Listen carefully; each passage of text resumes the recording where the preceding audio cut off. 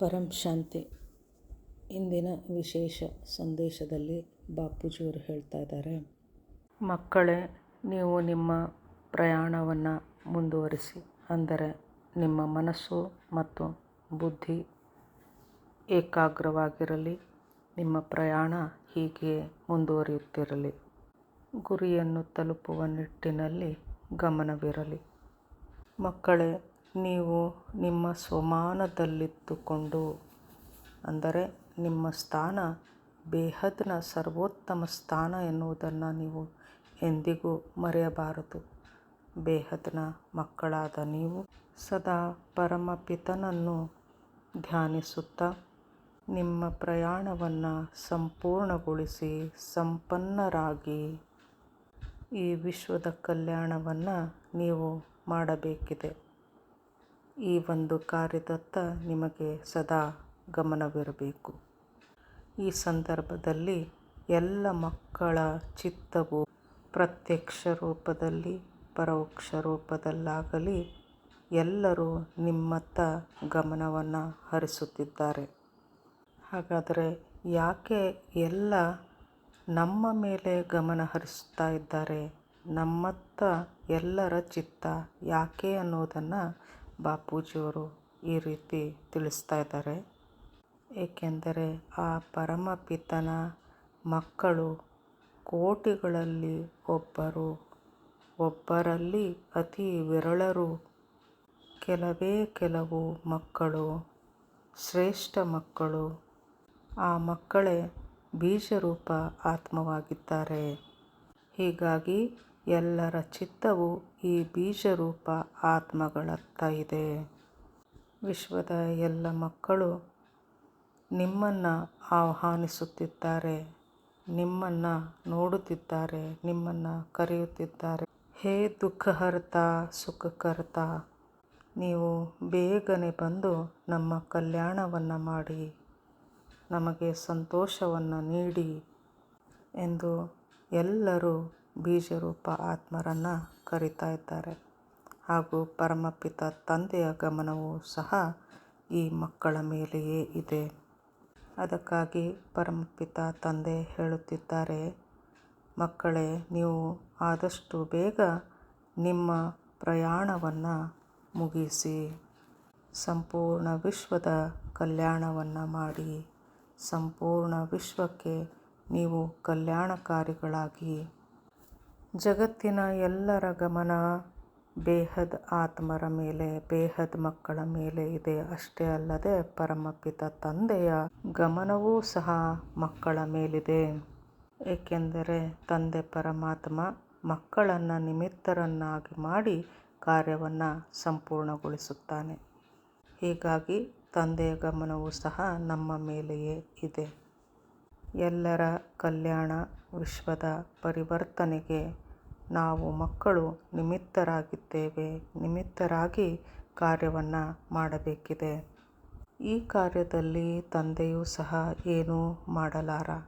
ಏಕೆಂದರೆ ತಂದೆಯೂ ಸಹ ಈ ಡ್ರಾಮಾದ ನಿಯಮದಲ್ಲಿ ಬಂಧಿಯಾಗಿದ್ದಾನೆ.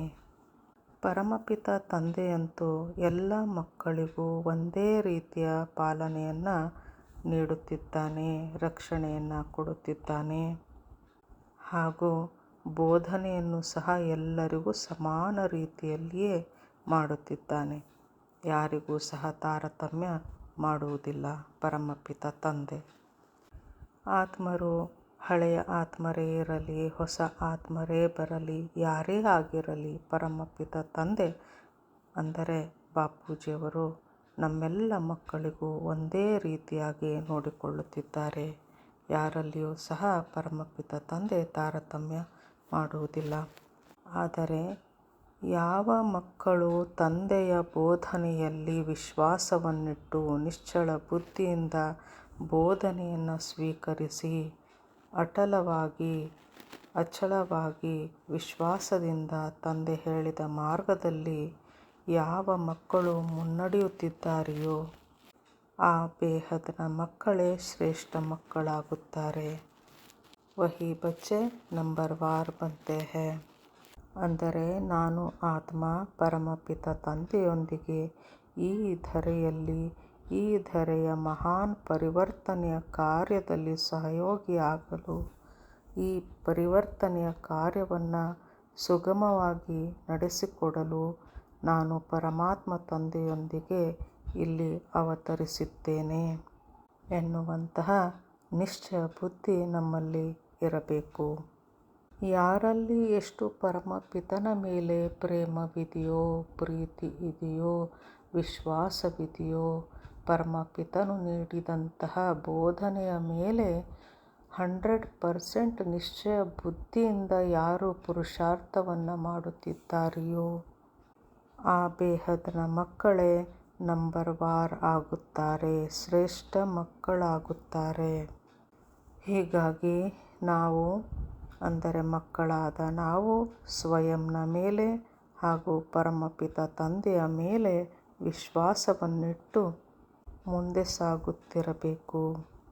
ಬಾಪೂಜಿಯವರು ಹೇಳ್ತಾ ಇದ್ದಾರೆ, ಮಕ್ಕಳೇ ಈಗ ಬಹುಬೇಗ ಇಲ್ಲಿ ವಿಶೇಷವಾಗಿ ಗಮನ ಕೊಡುವಂತಹ ಅಂಶ ಅಂತಂದರೆ ಬಹುತ್ ಬಹುತ್ ಬಹುತ್ ಜಲ್ದಿ ಪರಿವರ್ತನ್ ಹೋಗಾ ಅಂತ ಬಾಪೂಜಿಯವರು ಹೇಳ್ತಾ ಇದ್ದಾರೆ.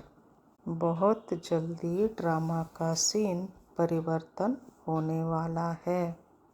ಇಂದಿನ ವಿಶೇಷ ಸಂದೇಶದಲ್ಲಿ ಬಾಪೂಜಿಯವರಿಂದ ಬಂದಂತಹ ಬಹಳ ಇಂಪಾರ್ಟೆಂಟ್ ಆದಂತಹ ವಿಷಯ ಅಂತಂದರೆ ಬಹು ಬೇಗ, ಅತಿ ಬೇಗ, ಅತಿ ಶೀಘ್ರದಲ್ಲಿ ಡ್ರಾಮಾದ ಸೀನ್ ಪರಿವರ್ತನೆ ಆಗಲಿದೆ.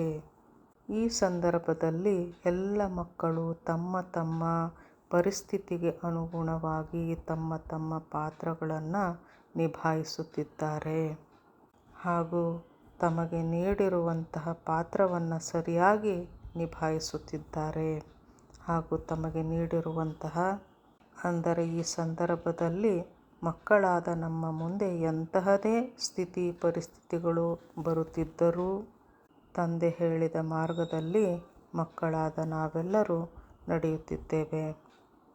ಎಲ್ಲ ಕೆಟ್ಟ ಪರಿಸ್ಥಿತಿಗಳಿಂದ ನಾವು ತಪ್ಪಿಸಿಕೊಳ್ಳಬೇಕು ಅಂತಂದರೆ ಬಾಪೂಜಿಯವರು ಒಂದು ಉಪಾಯವನ್ನು ನೀಡಿದ್ದಾರೆ. ಮಕ್ಕಳೇ, ನೀವು ಎಂತಹದೇ ಪರಿಸ್ಥಿತಿ ಬಂದರೂ ಸಹ ನೀವು ತಂದೆಯ ಸ್ವರೂಪದಲ್ಲಿರುವುದನ್ನು, ಸ್ವಸ್ವರೂಪದಲ್ಲಿ ಇರುವುದನ್ನು ಅಭ್ಯಾಸ ಮಾಡಿ ಅಂತ ಬಾಪೂಜಿಯವರು ಹೇಳ್ತಾ ಇದ್ದಾರೆ.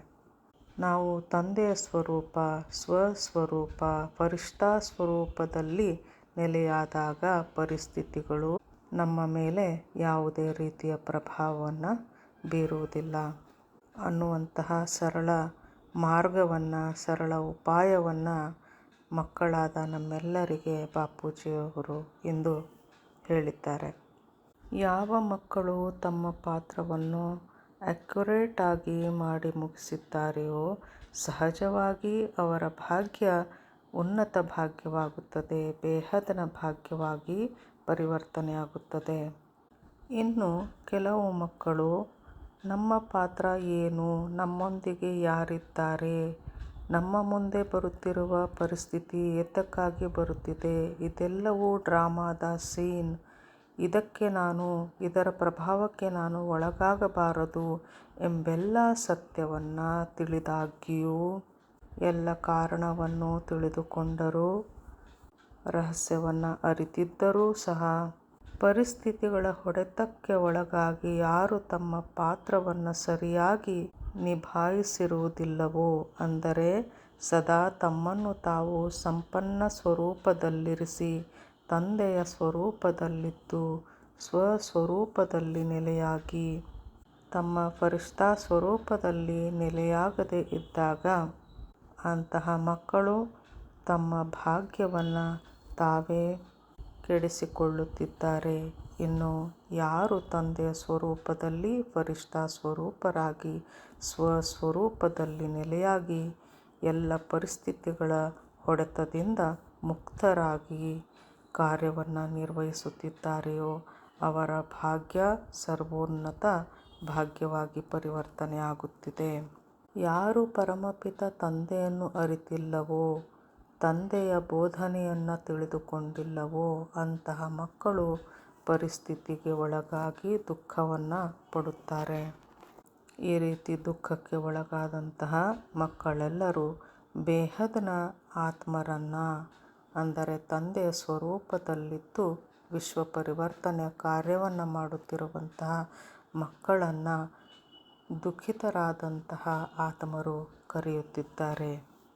ಇಂತಹ ದುಃಖಿ ಆತ್ಮಗಳಿಗೆ ಮಕ್ಕಳಾದ ನಾವು, ಬೇಹದ್ನ ಮಕ್ಕಳಾದ ನಾವು, ತಂದೆಯ ಸ್ವರೂಪದಲ್ಲಿರುವಂತಹ ನಾವು ನಮ್ಮ ಪವರ್ಫುಲ್ ಶುಭ ಇಚ್ಛೆಯಿಂದ, ಶುಭ ಭಾವನೆಯಿಂದ ಆ ದುಃಖಿತರಾದ ಆತ್ಮಗಳ ಕಲ್ಯಾಣವನ್ನು ನಾವು ಮಾಡಬೇಕು ಹಾಗೂ ಪರಂಧಾಮದ ಮಾರ್ಗವನ್ನು ತೋರಿಸಬೇಕಿದೆ.